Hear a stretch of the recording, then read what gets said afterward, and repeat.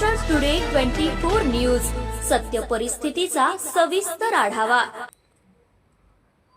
मूर्तिजापूर कृषी उत्पन्न बाजार समितीत 1,75,00,000 रुपयांची कथित फसवणूक, खरेदीदार कुटुंब फरार, संचालक मंडळ चौकशीत।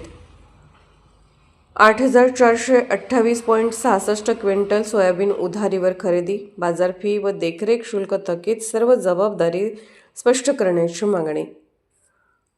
अकोल्यातील मूर्तिजापूर कृषी उत्पन्न बाजार समितीत तब्बल 1,75,00,000 रुपयांच्या कथित आर्थिक फसवणुकीने शेतकरी अडते व्यापाऱ्यांमध्ये संताप निर्माण झाला आहे।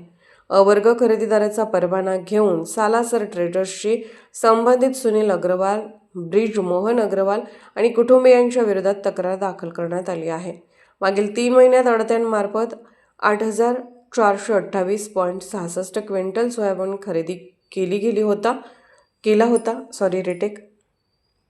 मागील 3 महिन्यात अडत्यांमार्फत 8,428.66 क्विंटल सोयाबीन खरेदी केला गेला होता। खरेदी वेळी 20 फेब्रुवारी 2026 पर्यंत संपूर्ण रक्कम अदा करू असे आश्वासन देण्यात आले होते।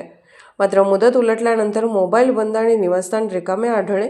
या व्यवहारामुळे शेतकरी अडते बाजार समिती व शासन यांचे मिळून सुमारे 1,75,00,000 रुपयांची देणी थकीत आहेत। तसेच बाजार समितीची सुमारे 9,00,000 रुपयांची बाजार फी व देखरेख शुल्कही न भरल्याचे निदर्शनास आले आहे। मागील 3 महिन्यांपासून इतके मोठे व्यवहार सुरू असताना संचालक मंडळ काय करत होते असा सवाल उपस्थित होतो आहे।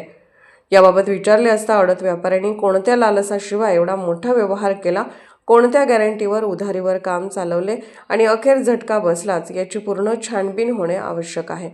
कशाची गॅरंटी घेऊन व्यवहार सुरू केला आणि संचालक मंडळाची नेमकी भूमिका काय होती हे प्रश्न तातडीने पडताळून दोषींवर कठोर कारवाई व्हावी अशी मागणी शेतकरी व व्यापारी वर्ग करत आहेत।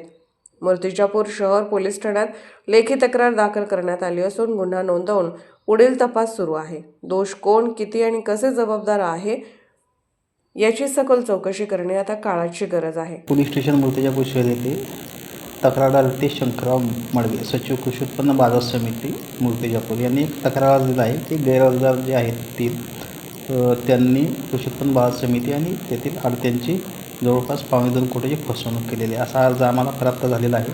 या अनुषंगाने आम्ही त्यांच्याकडे त्या डॉक्युमेंटची मागणी केलेली आहे आणि चौकशांती यामध्ये कायदेशीर कारवाई करता येईल। महाराष्ट्र टुडे मराठीसाठी ब्युरो रिपोर्ट संजय दास, अकोला।